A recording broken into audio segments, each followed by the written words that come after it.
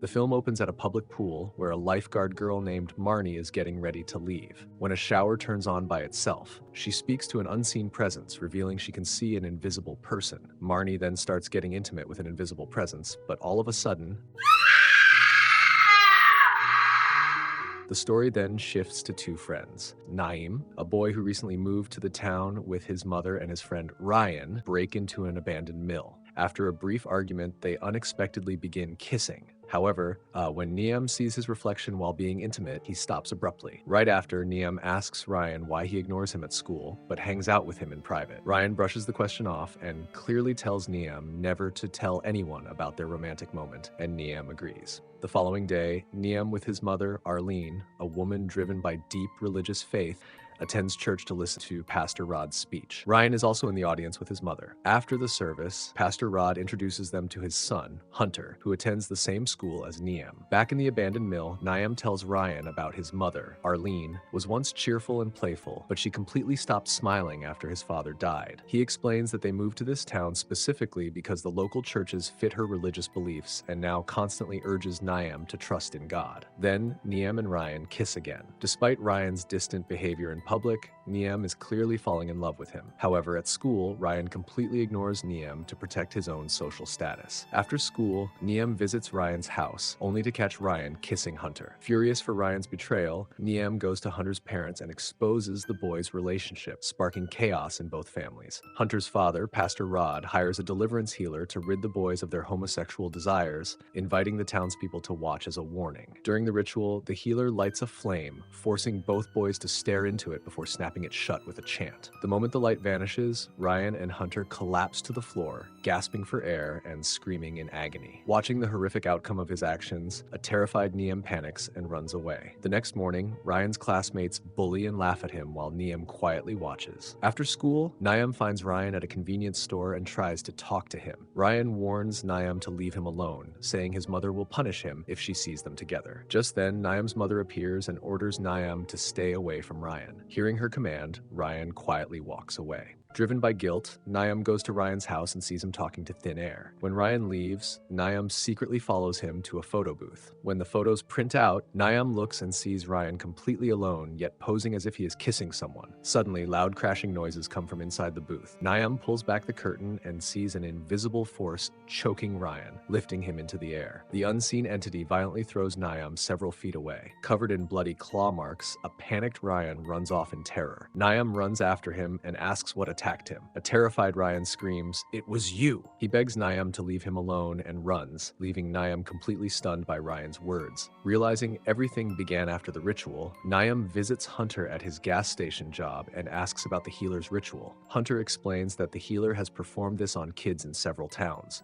When Niam asks if the treatment worked on him, Hunter avoids answering, but reveals that Ryan comes to the gas station every night after closing to throw things at him. Determined to see for himself, Niam sneaks inside the gas station that night. After locking up, Hunter goes outside with the trash. From inside, Niam watches Hunter stare at an invisible presence. To Hunter, the entity appears as Ryan. The unseen entity throws objects at Hunter and suddenly grabs Hunter by the throat and lifts him off the ground. Locked inside, Niam watches helplessly as the invisible force drags Hunter into the darkness, while his terrified screams echo outside. The next morning, Hunter's severed head is found lying in the grass. Realizing Hunter's fate will soon happen to Ryan, Niam rushes to the police station to report everything. Instead of believing him, they send him to a counselor who insists his story is impossible. Breaking down in tears, Niam reveals his past relationship with Ryan and warns her that the entity is hunting him next. The counselor promises to speak to someone, so Niam suggests contacting Hunter's father to find the healer. Instead, the counselor reveals everything to Niam's mother. Instead of taking him home, Arlene drives Niam straight to the religious healer. She claims she is doing this to protect him, believing society's hatred killed Hunter, and that Niam will be next if he isn't cured. Ignoring his crying and begging, the assistants drag Niam out of the car and force him into the exact same ritual,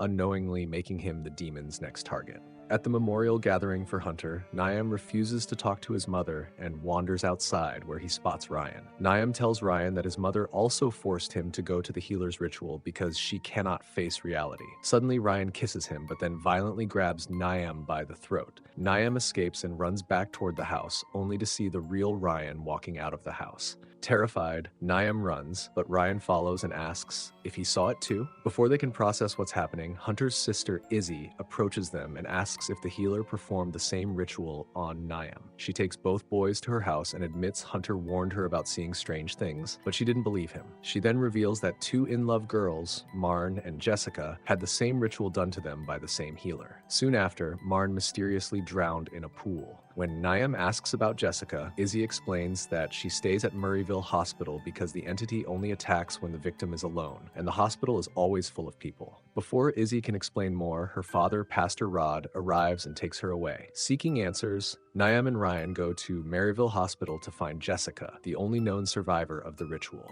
At first, an anxious Jessica refuses to speak, but she changes her mind once she realizes the boys are also marked by the demon and reveals the entity always shapeshifts into the person their desire most, whether that is a crush, a best friend, or someone you love. When asked how to stop the monster, Jessica says it is impossible and urges Niam and Ryan to stay far away from each other, explaining that being together only helps the entity learn how to mimic them better. She then starts screaming, forcing security guards to take her inside. With no other leads, the boys head back to the bus stop. As Ryan boards the bus, Niam spots the entity disguised as Ryan in the distance. Frozen in terror, Niam misses as the bus doors close, leaving him outside. Sensing Niam panic, Ryan tells the driver to open the door. As the entity walks toward Niam to grab him, the doors suddenly reopen and Niam rushes inside safely. On the ride home, a worried Niam says he should stay away from Ryan, fearing Jessica was right that staying together makes the entity stronger. However, Ryan gently holds his hand, takes the blame for everything, and asks him not to leave. This leads to the two of them kissing on the bus. The next day at school, Ryan signals to Niam and enters the restroom for him to follow. Believing Ryan is actually the entity, Niam ignores him and walks toward his classroom, but it was actually the real Ryan. Because Ryan is left completely alone inside, the entity brutally attacked him, ripping off one of his ears while horrified, Niam watch in panic. The scene cuts to the church where Rod breaks down in tears. Consumed by guilt over his son Hunter's death, Rod angrily glares at Niam, blaming him for exposing Hunter and Ryan's relationship. Later, Niam tells Ryan he is leaving town and asks him not to follow. Ryan warns him that running away will change nothing, explaining that if Niam falls in love with someone else elsewhere, the entity will just take that new person's form instead. Ryan tells Niam that if he has to be haunted by a demon for the rest of his life, he would rather see Niam's face than anyone else's. Moved by his words, Niam decides not to leave. In the next scene, Izzy drives Niam and Ryan in her father's car to meet the healer. She claims her father finally allowed her to help them stop the curse. When they arrive, a car pulls up and Izzy reveals that her guilty father abandoned their family. She says he blamed Ryan for Hunter's death and reveals that Niam was the one who exposed Ryan and Hunter's relationship to her parents. Ryan is completely shocked to learn Niam was the one who exposed him. Suddenly, Izzy's friends arrive and start beating Ryan. Niam watches in terror, but Ryan fights back, grabs the keys to Izzy's car, pulls Niam inside, and speeds away. They ride in complete silence. When Ryan drops Niam off at his house, Niam tries to apologize, but Ryan coldly tells him to leave and warns Niam that if he ever sees anything that looks like him again, he must never go near it because they are done and drive off, leaving Niam heartbroken. Later that night, Niam jolts awake to Ryan haunting him, but realizing it was a nightmare. Terrified, he goes to his mother's room and sleeps on the floor. The next morning, Niam wakes up and panics when his mother isn't in bed, but finds her in the bathroom. He begs her not to leave him alone, explaining that an entity looking like Ryan only attacks when he is isolated. Confused, Arlene brushes it off and leaves for work. At school, Ryan is nowhere to be found. On his walk home, Niam spots Ryan in the distance, realizes it is the entity, and runs inside his house. That night, Niam hears noises. He spots Ryan standing outside. Terrified, Niam tries calling his mother, but she doesn't answer. Suddenly, Ryan is at the front door, calmly asking Niam to open it and let him stay until his mother returns. When Niam refuses, Ryan proves his identity by recalling their intimate memories from their first day together. Believing him, Niam leans in to kiss him through the screen door. Suddenly, Ryan forces his arm through the door and grabs Niam's head. Realizing it is the entity, Niam breaks free, but the entity forces its way inside. It drags Niam back from a window and pins him to the wall by his throat. The entity then forces its hand deep into Niam's mouth. Niam smashes nearby objects into its face, but it has no effect. Desperate, Niam grabs a lighter and ignites it. The moment the flame touches the entity, it pulls back in fear and collapses to the floor. This reveals that the lighter flame used in the ritual to create the demon is actually its biggest weakness. Seizing the chance, Niam escapes the house and runs to a nearby convenience store. The cashier tells him the store closes in 10 minutes. Still shaken, Niam asks the people inside if they can see someone standing outside, but everyone says no. He begs someone to stay with him, but no one agrees. After that, the cashier closes the store, leaving him completely alone. Spotting a bicycle, Niam jumps on it and rides straight to the old mill. At the old mill, Niam finds Ryan standing outside, equally terrified. Mistaking Niam for the entity, Ryan throws a rock at him. Niam dodges it, runs inside, and blocks the entrance, but Ryan smashes through and attacks him, revealing he is indeed the entity. As the creature is about to crush his face, Niam gently touches its face, briefly calming it down. Seizing the chance, Niam ignites his lighter, forcing the entity to pull back. Keeping the flame between them, Niam sets part of the mill on fire to create a wall of flames, which quickly spreads across the building. As Niam escapes, he hears Ryan calling out from inside. The entity tries to manipulate him and beg for mercy. But this time, Niam walks away as the entity screams in the burning building.